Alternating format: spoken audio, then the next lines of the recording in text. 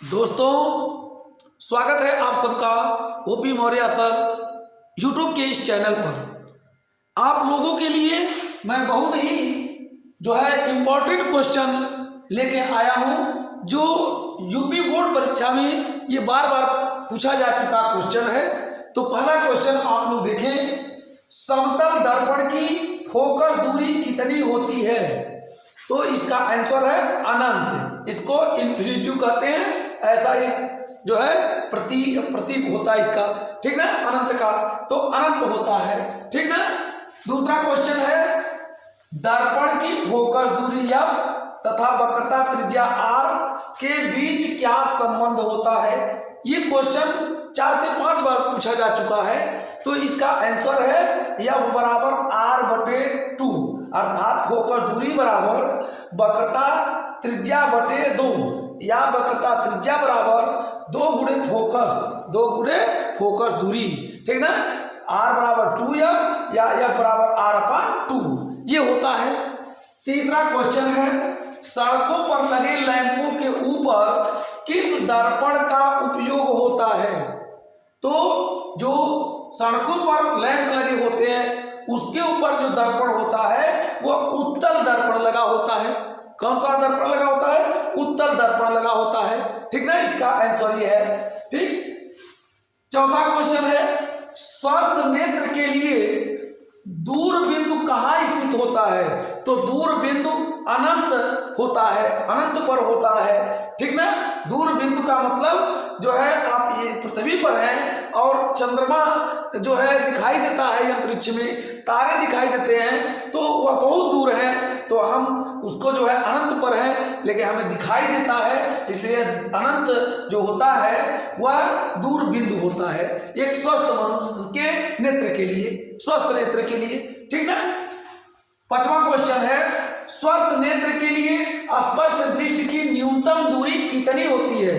तो ये 25 सेंटीमीटर होती है, ठीक ना।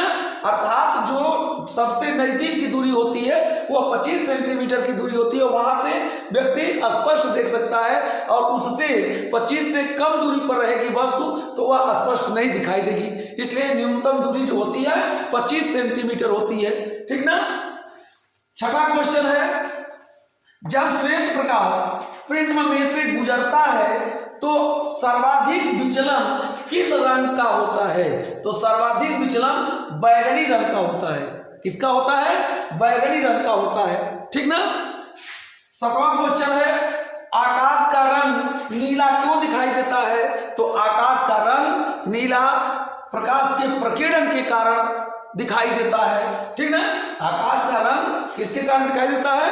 प्रकाश के प्रकीर्णन के कारण दिखाई देता है, ठीक ना।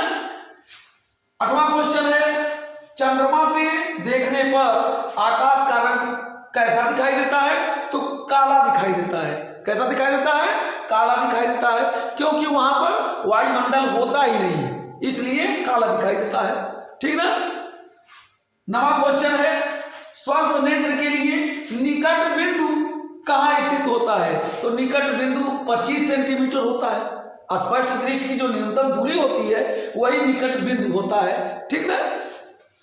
10वां क्वेश्चन है, किसी दर्पण से आप चाहे कितनी ही दूरी पर खड़े हो, आपका प्रतिबिंब सदैव सीधा प्रतीत होता है, वह दर्पण कैसा होगा?